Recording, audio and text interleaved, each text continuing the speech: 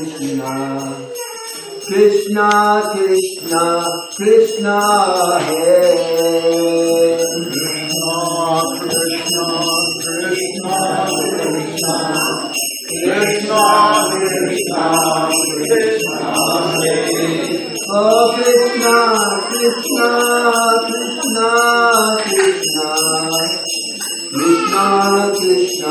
Krishna Krishna Krishna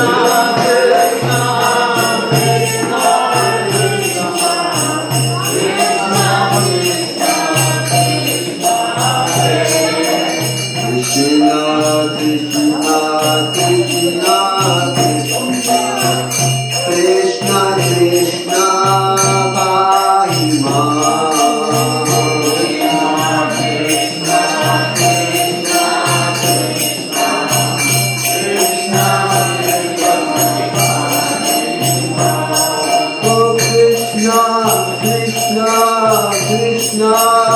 Krishna Hare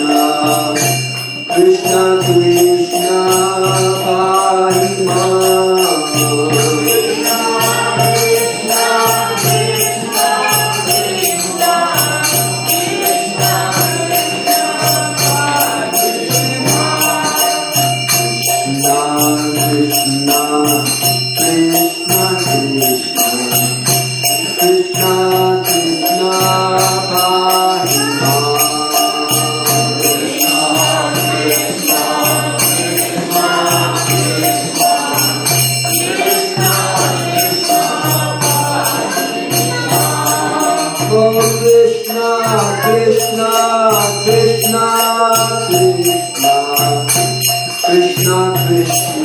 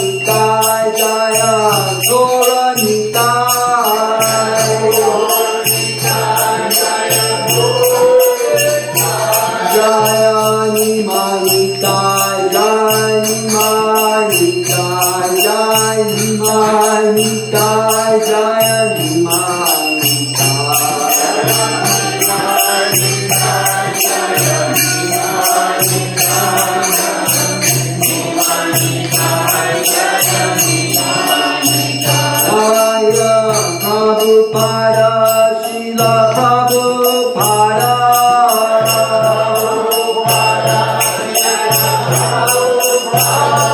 Jaya Prabhupada, Srila Prabhupada.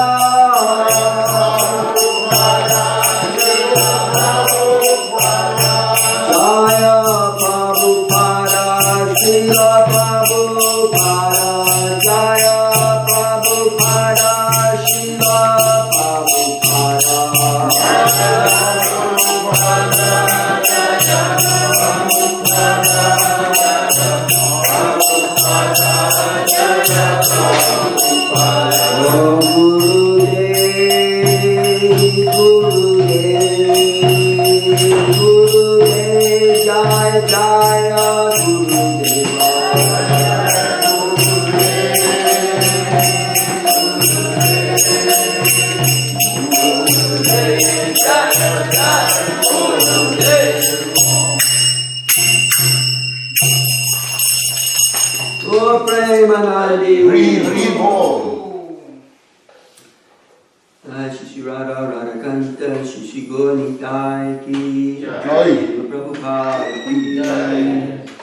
Today we did a little shredder ceremony to help the soul move on always to a better destination. Even if situated in the best destination, in Krishna consciousness, things always get better. So we're always moving on to a better destination. But if by circumstances one is suffering some dilemma, then the shred ceremony can deliver that person. A simple ceremony, not very costly, but based upon Bhagavad Gita and chanting of God's names and offering of prasadam, then any soul can be delivered. So earlier we read the 7th chapter of the Bhagavad Gita, and there's a story that goes along with that from the Gita Mahatmya, spoken by Lord Shiva to his consort, Mother Parvati.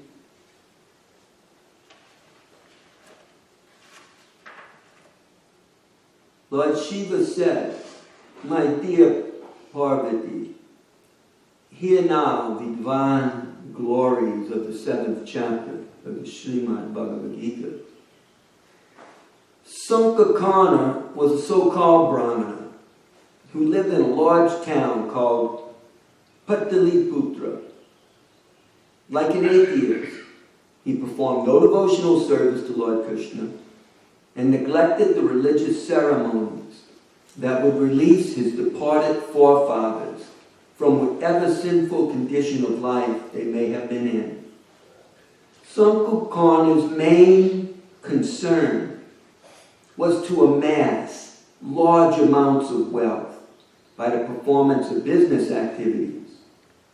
In this endeavor, he was so successful that even great kings and administrators would come as guests to his luxurious house and dine there.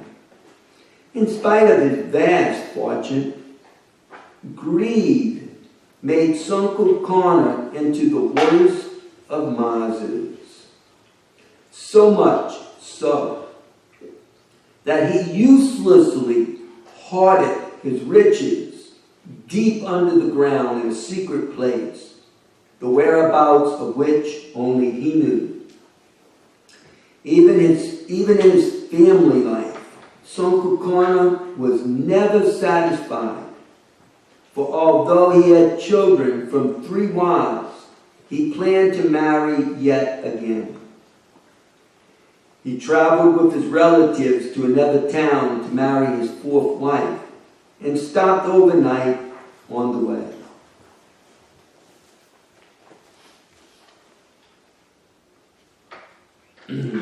While he was sleeping, a venomous serpent gave him a fatal bite. His sons and relatives tried to revive him with medicines and mantras, but everything failed. In his next life, Sankukarna became a preta sot, a snake ghost. And because he could remember his last life, he went directly to the place where his wealth was hoarded.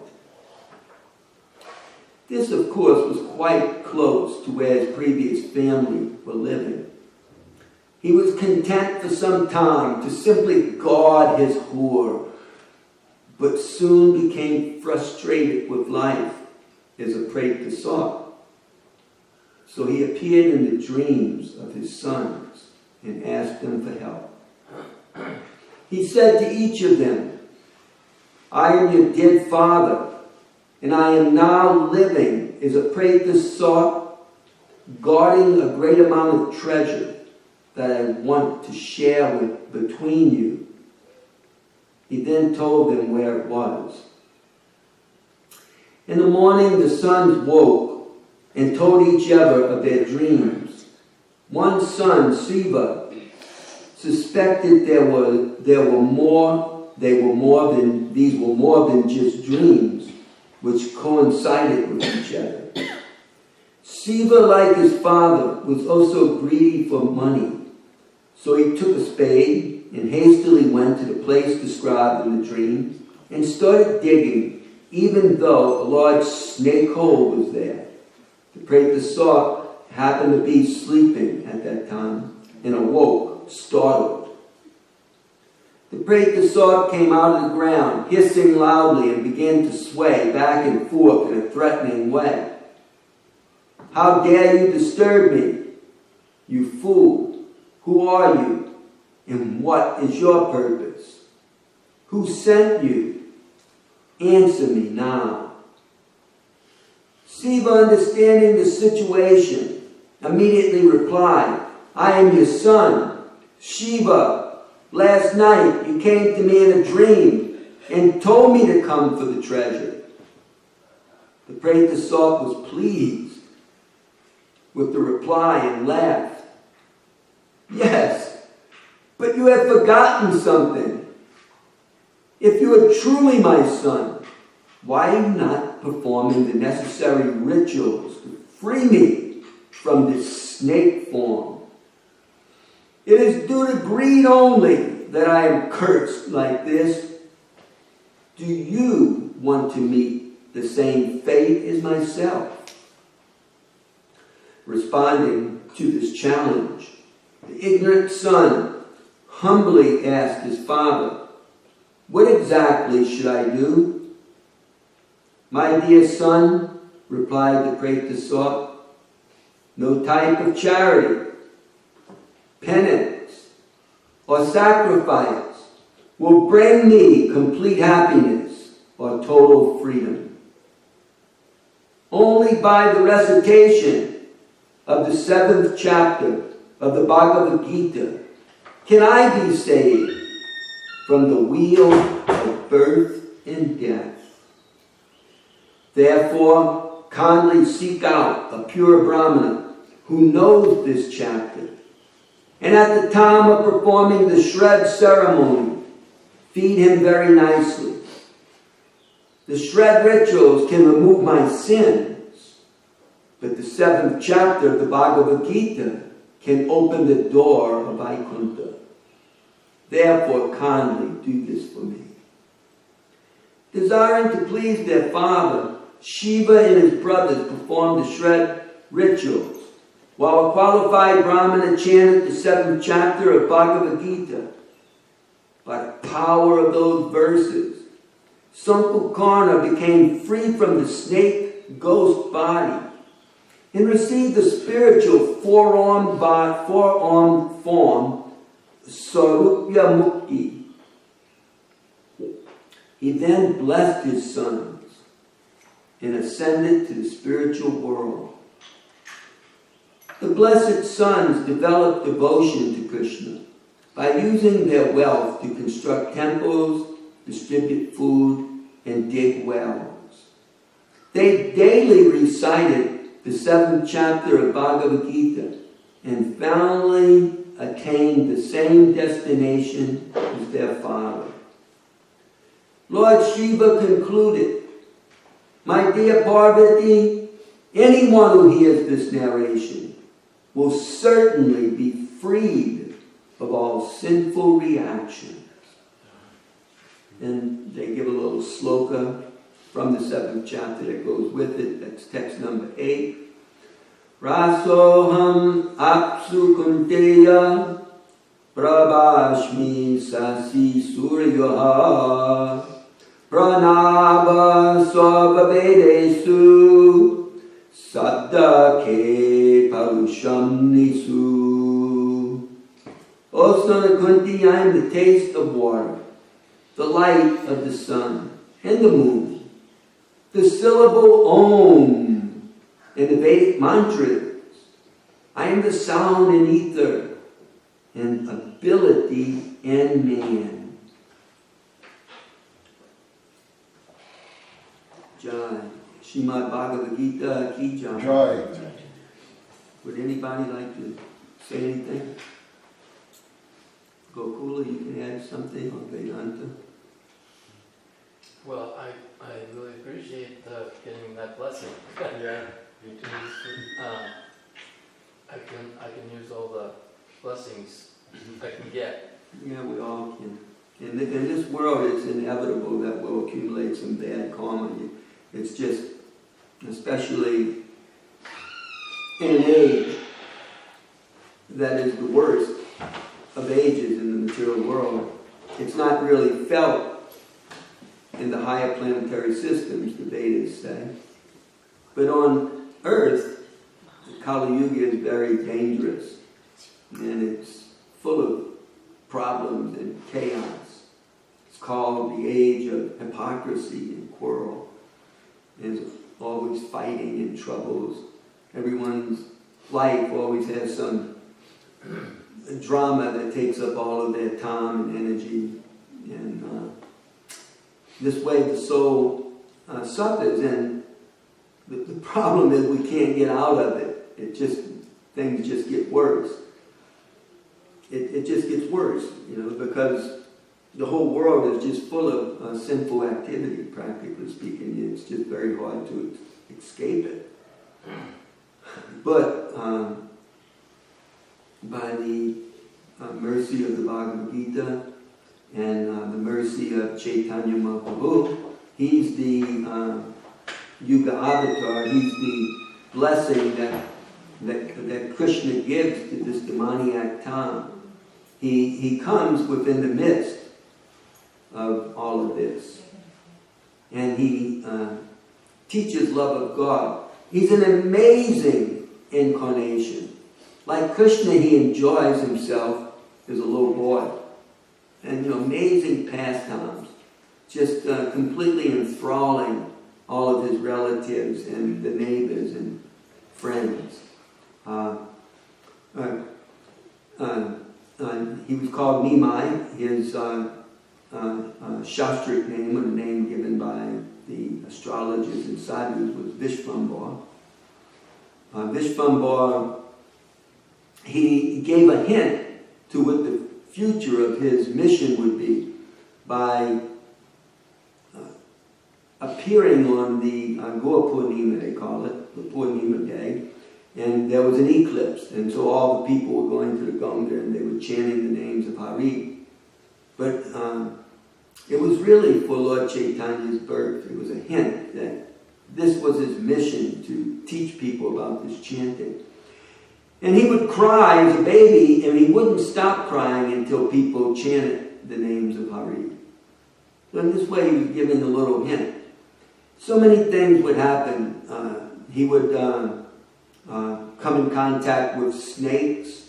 The family would become upset, but not realizing that it was actually Anantasage that had come to visit their Lord. They naturally dreaded the situation.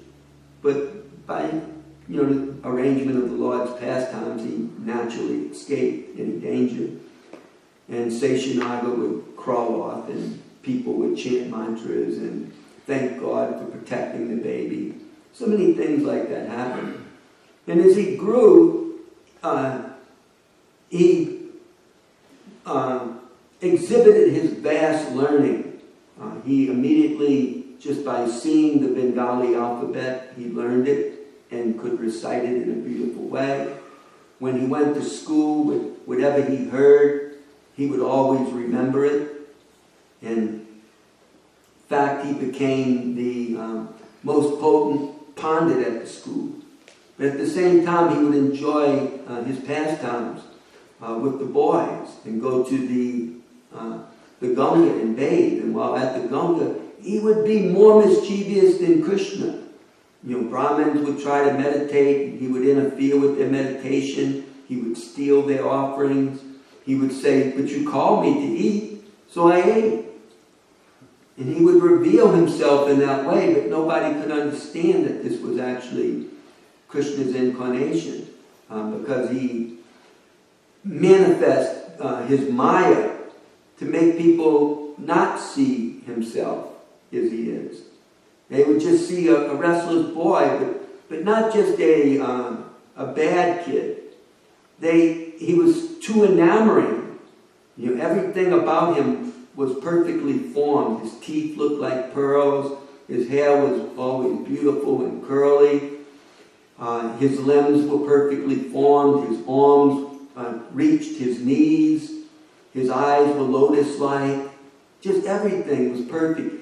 His tone of voice, the way he spoke to them, always made them happy despite his aggravating them. He would mix up the ladies and the men's clothes. He would do all kinds of things. He would spit water at people right on them after they bathed. They would all go and tell his father. His father would get upset and run to the Ganga, to do something about it. But Nimai would disappear, go home by a different road. And by his mystic power, of course, he would be completely dry when he reached home and had chalk and ink marks on him like he had just come from school. So that way his parents would become bewildered. In this way, he enjoyed pastimes even though he didn't reveal to anybody that he was the Supreme Personality of Godhead. And like Krishna enjoyed himself as a Kshatriya, Mahaprabhu enjoyed himself as a Pandit. And he became the greatest scholar of the time. No one could defeat Mahaprabhu. Yet his logic was so vast. He's the personality of Godhead. So one day the older boys at the school, they said, "Why are you so conceited? Why are you always causing trouble and quarrels and arguing with people? This isn't the way to act." And he might say, "Well, why don't you just ask me something? Why don't you test me?" And so at first they ignored him, but one day they took up the challenge and they asked him about all sorts of things. And Nimai would give an explanation that astounded them. And then he would look at them and say, "Now you refute it." But none of them could refute it. So Nimai would say, "I guess that means I will have to refute it." So then Nimai would refute it. And that would completely astound them. And it was spoken in very poetic language with perfect Sanskrit grammar. It would be astounding to them. And then he would say, "But now I will reestablish the original argument for you." And he would turn around and establish that argument again. And this way all the boys just gave him a hug and he became the leader of the school. Only the master, Ganga Pandit himself, could converse with him on some intelligent level, so to speak. And Nimai would do this all over Nadia. Nadia was a vast place of learning. There were many Pandits, and all of them had their students. But all of them knew that Nimai was by far the supermost, and he was only a boy of 16. He got married around 16. And he enjoyed himself then as the master of his own school, with his own disciples, and he would challenge all others, and no one could ever meet his challenge. He went on to defeat some of the biggest Pandits in India at the time. There was one that traveled around India that had the blessings of Goddess Saraswati. And Nimai put him to shame without completely embarrassing him to the extent that he would no longer want to live. And the goddess herself revealed to him whom Nimai was, and this Pandit surrendered to Nimai and became a pure devotee. After taking sannyas, he defeated the Bhattaracharya of Puri, made him a devotee. He defeated the biggest sannyasi in Varanasi, made him a devotee.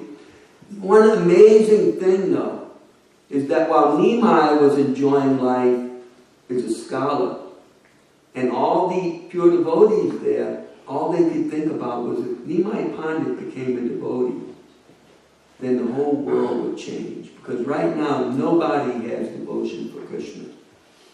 In fact, they just torment us by saying bad things about us. They think that we're wasting our time doing this chanting. They think it's going to bring the wrath of the Muslim government upon our village.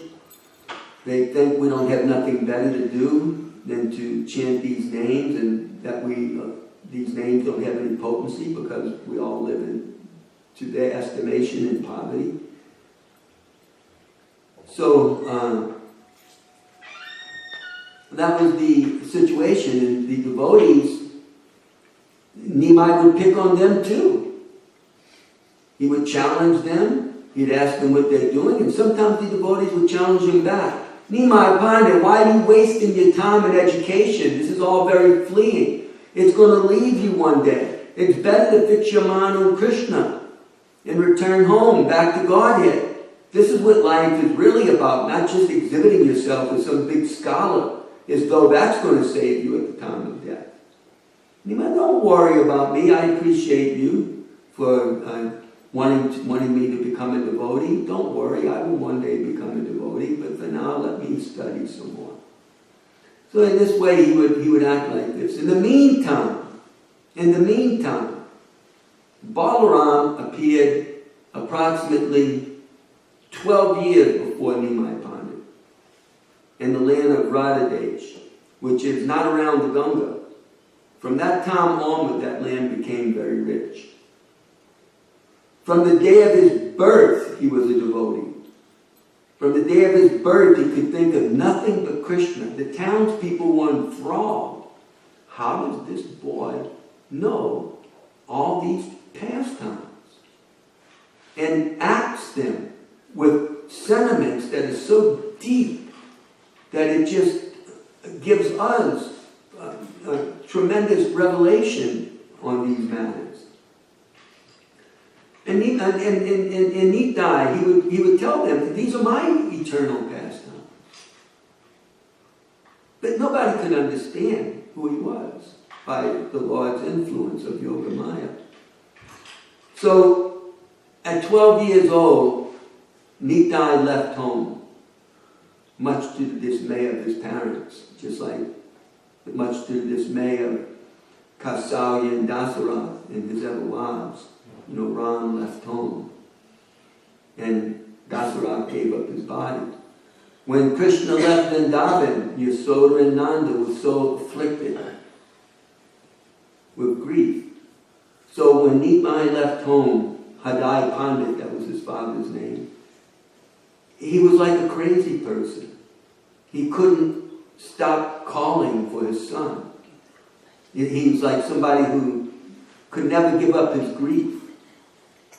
Nitai didn't pass away. He simply left home with a sannyasi and never returned.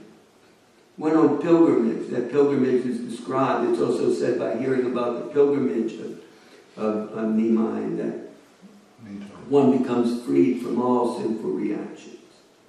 He traveled everywhere and eventually stayed for some time in Mathura and Vrindavan, thinking that right now Nimai is enjoying himself as a scholar.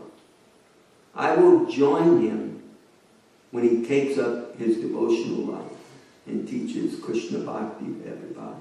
At that time, we will join together. As for now, I will continue to... He lived in ecstasy. He was in Vrindavan although he's in this world. And he's just enjoying Krishna Leela completely, although he's in this world. When he finally met Nimai, he was a 32-year-old man. But as a 32-year-old man, he would play with the boys in the sand of the Yamuna. It's said that when Nimai was a boy, there wasn't a game that any boy ever played that Nimai didn't play.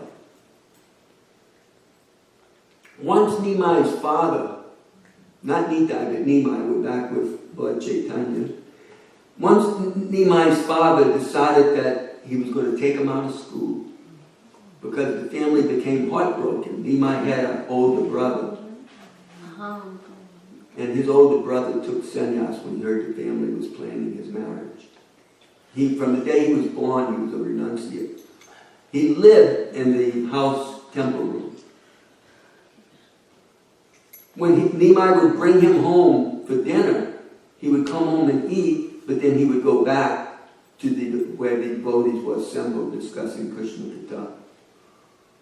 So when he got wind that the family was planning his marriage, he left home, took sannyas, and it completely devastated his father and mother. But because Nimai was there, they had, the most wonderful son to hold on to. And Nimai spent time with them. He would not leave them because the effect that they were feeling. He himself felt, when his brother left home. But he took care of his mother and father. He was only maybe, 10 years old at that time, something like that. So, when his father took him out of school, Nimai became the worst rascal in the neighborhood. He wouldn't come home till after dark. The boys were doing all kinds of things. Sometimes they would notice somebody had a little small backyard plantation of banana trees. They would dress up like a bull and tear up the trees. And by the time the person called for help and people would come, they would be gone. They would tie up people's houses from the outside. So when somebody would have to go to the bathroom, they couldn't get out. They did all sorts of mischief. The one day Sachimata is called by the neighbors. Nimai is sitting on the contaminated, dirty pots behind the house. So when she goes back there, she says, "What are you doing?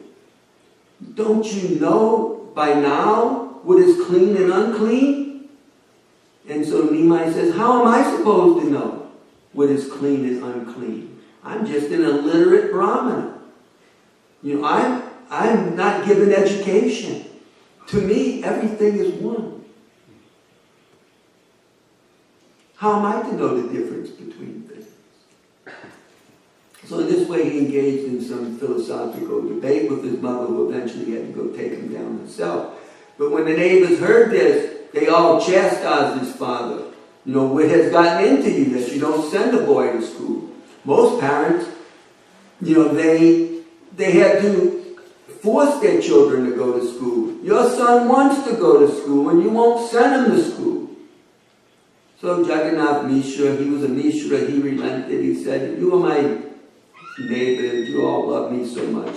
How can I not do what you advised me to do?" So he reinitiated Nimai with the sacred thread, sent him back personally, took him, I think at that time, to Gonga Pandit's ashram. So that's where he began his schooling. He had actually already learned so many elementary things, but this is when he moved on to like a higher grade. So Nityananda, he didn't want to mix with Lord Chaitanya at that time. Neither Lord Chaitanya's pastimes as a scholar, and somehow even Nitai's pastimes were always is a devotee, is like an avadutta. Somebody who is in this world, but is not really in the world. Their consciousness is in Vaikuntha.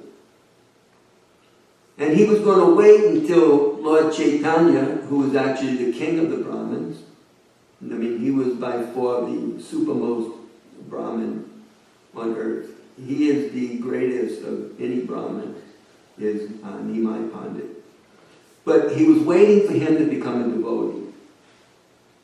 one day this Ekadandi sannyasi comes to town. And he goes to the house of the most prominent devotee in that area at the time, Advaita Acharya. And he simply sits down in a humble place. Advaita Acharya is busy with different brahminical duties. Finally, he notices him. Notices an Ekadanda sannyasi. That generally means somebody who's just a monist. They don't really take Krishna's pastimes very seriously. So, but he sees this person has such an effulgence that he can only be somebody who is fixed in Krishna prema. So he approaches him and he says, I see you're an Ekadanda sannyasi, but I believe you are a Vaishnava. And he says, so tell me what you are. So this person, he says, I am the lowest of the low. There's no one lower than me. But as the conversation moves on, they recognize that he is a disciple of Madhavendra Puri, and his name is Ishwar Puri. Ishwar Puri stayed in the town for 7 months. The day he met Nimai Pandit, Nimai recognized him as his eternal devotee. And they struck up a friendship based on scholarship as well as devotion. Ishwar Puri asked him one time, he had written a book that he would recite to the devotees. And he said, you're a great scholar, I want you to look over my book and edit it for me, find some fault in it. He said, that is a great offense to find fault in the book of a devotee. And he gave some analogy, which I can't remember right now, that gave some proof that why we should consider whatever the devotee had written and overlook whatever grammatical faults there may be. But he said, but he persuaded him. He said, no, but you're a scholar. I want you to look at this book. So one day, while doing that, Lord Chaitanya pointed out to him one verb root that he used that was wrong. I can't remember the name of it. And they had some discussion about it. Nimai left.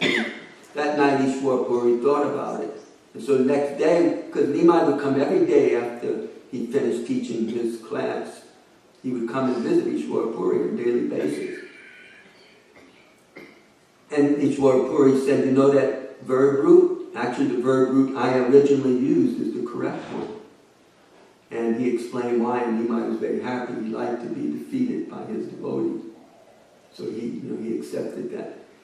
Anyway, when Nimai decided to go on pilgrimage to East Bengal,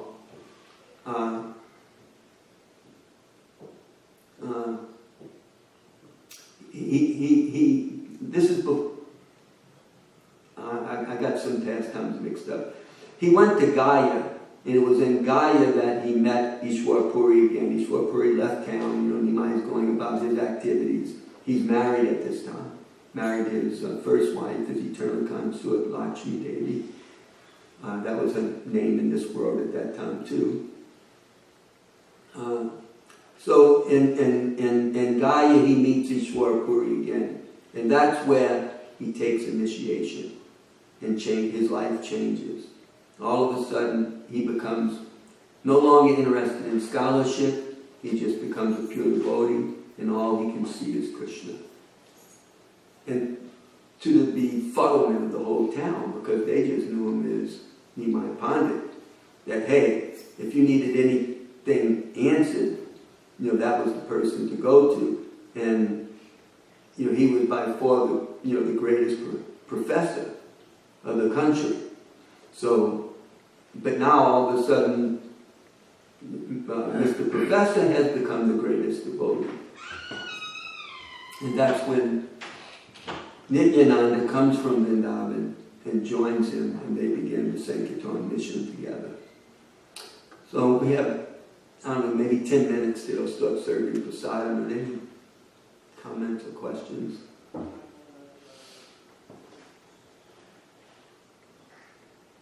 That was an incredible story. So Nityananda was about 32 years old when he met Nimai. Nimai was maybe a little bit over 20. He took sannyas when he was 24 because now as a devotee, people didn't respect him.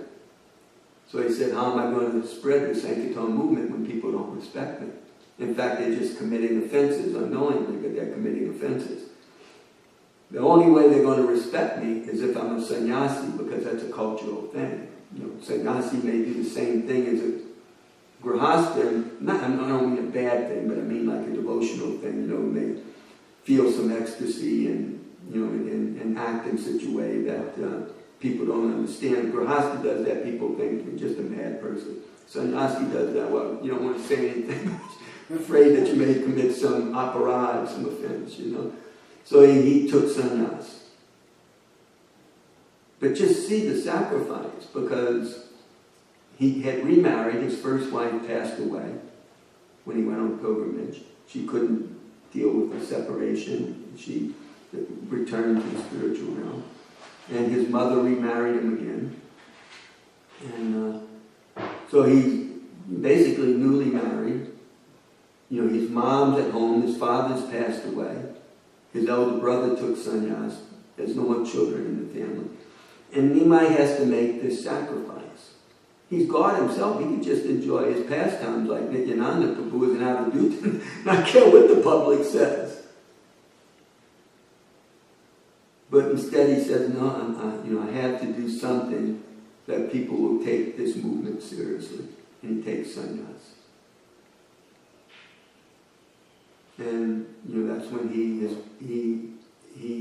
gives his mother the opportunity to tell him where he should have a base out of, and because they have a base out of some famous place of pilgrimage, and so she chooses Puri because Puri is relatively close to Bengal.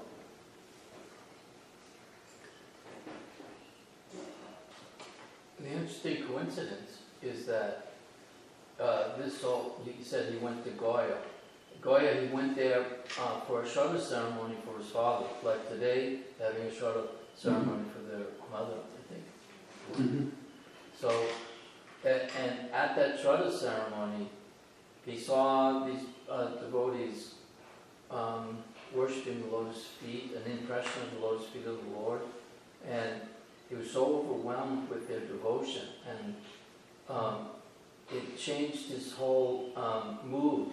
That instead of just being scholarly and impressing people with his scholastic knowledge, he saw the beauty of devotion to the Lord. And this happened because he was observing a Shraddha ceremonies for his father. And at that time, he once again sees Ishwar Puri, his initiating guru. And that's when he initiates him into chanting Hare Krishna, although he's the Supreme Personality of Godhead. He doesn't need to be initiated, but he understands he has to set the right example for all of us. And so he takes initiation, and then when he takes this initiation and begins to chant the holy name of the Lord, he starts to act very erratically because he's experiencing ecstasies. So he has to go back to the spiritual master and said, I think there's something wrong with this mantra because I'm starting to act a little abnormal. People think I'm crazy. And then the spiritual master confirms that it is because you're chanting so purely. Because God and His name are non-different. And this Hare Krishna mantra is non-different from Krishna. And so Krishna is showing us. And this Lord Chaitanya, who's Krishna, but He's coming to show us how in this age to have communion with God, and it's through sound vibration, through the chanting of Hare Krishna. And it all started, the beginning of that Sankirtan movement started when he went to perform a Shraddha ceremony like it's being done here today.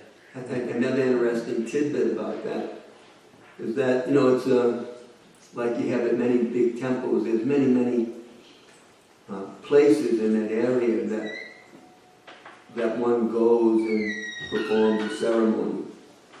So wherever he would go, You have to see that this is a Paka Brahmin with Paka disciples, and they engage you in performing the rituals and chanting the mantras, and Nimai's his pronunciation, everything is perfectly exquisite. But then after it's all done, people expect dakshin, so they would all surround him. But he would just give them so many sweet words that would enthrall them, and then he would move on to the next place and do the same thing. In fact, sometimes in Navadvip, Nimai would go around and visit people. And he'd go in as a Paka Brahmin, he'd visit the conch shell salesman, the tailor, he'd visit the milk people, he'd visit the guy that makes pan, and they would all treat him. They would say, "No, Brahmin," Nimai say, "this is wonderful piece of cloth, but I have no money with me today. What am I to do?" "Brahmin, you just take that. You just take that. If you like that cloth, if you want to pay me something later, you can. But if you pay me nothing, it doesn't matter to me." The guy at the pan shop would make him pan and give it to him, have him eat, and Nimai would say, "Why have you made this for me? And I'm eating it, but I haven't paid you." And he said, "I'm just acting on my spontaneous heart." It was like that. Sometimes we're getting ready to end in just a couple of minutes, but another pastime has something to do with that concerning like money. Nimai sometimes would become very upset if he couldn't have something right away. He would want to go worship the Ganga. He would say, "Mother, give me a garland," and this and that. And if his mama didn't have it, sometimes he would fly into a rage.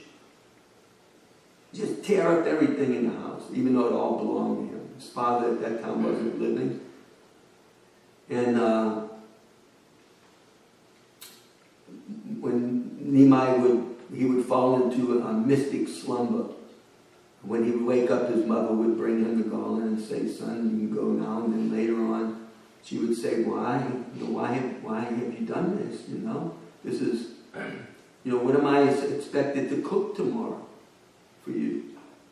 He said, "Don't you know, Krishna will take care of us. There's no worry."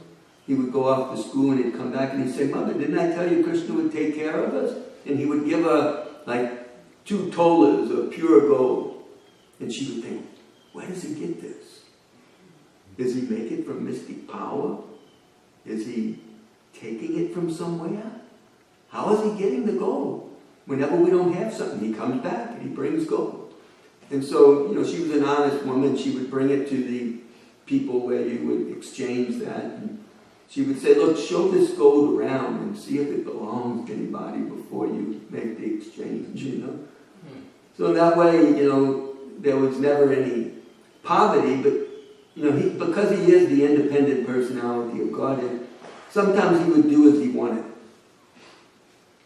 Just for the fun of it. We may not understand, but we're not the personality of Godhead. Later. Well, thank you for sharing all these wonderful pastimes. Srila Prabhupada actually told us that Chaitanya Charitamrita is a postgraduate study.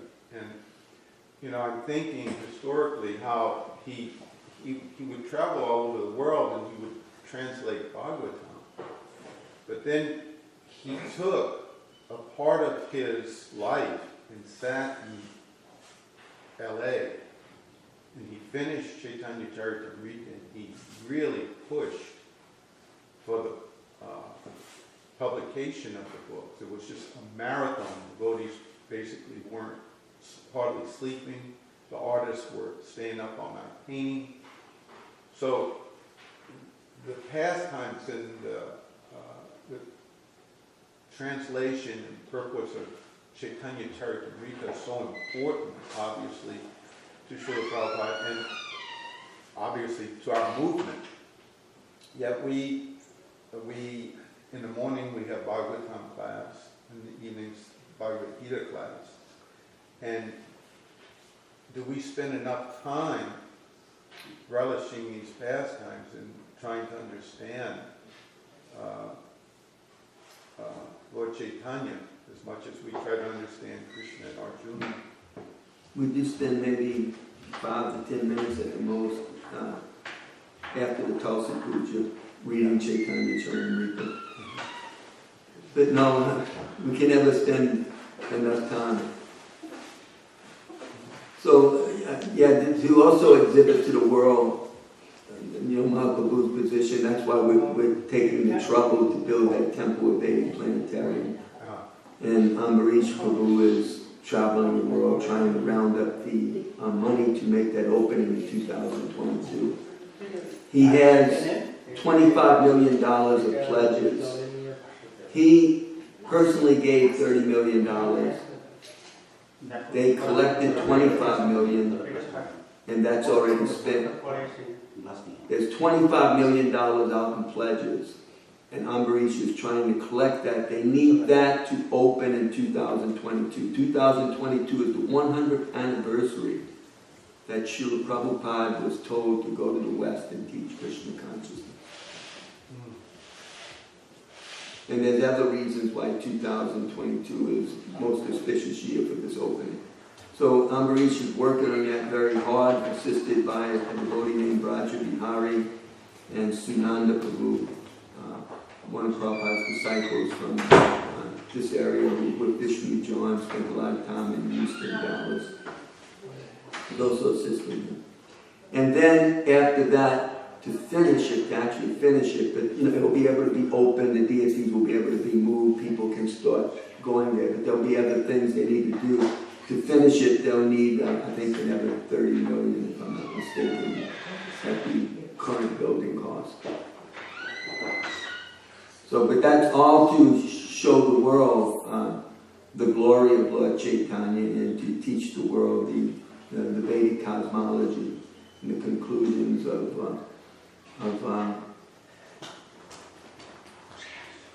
Vedic knowledge. Alrighty, it's time for feast, so we can all go do that. Thank you very much. Thank you very much.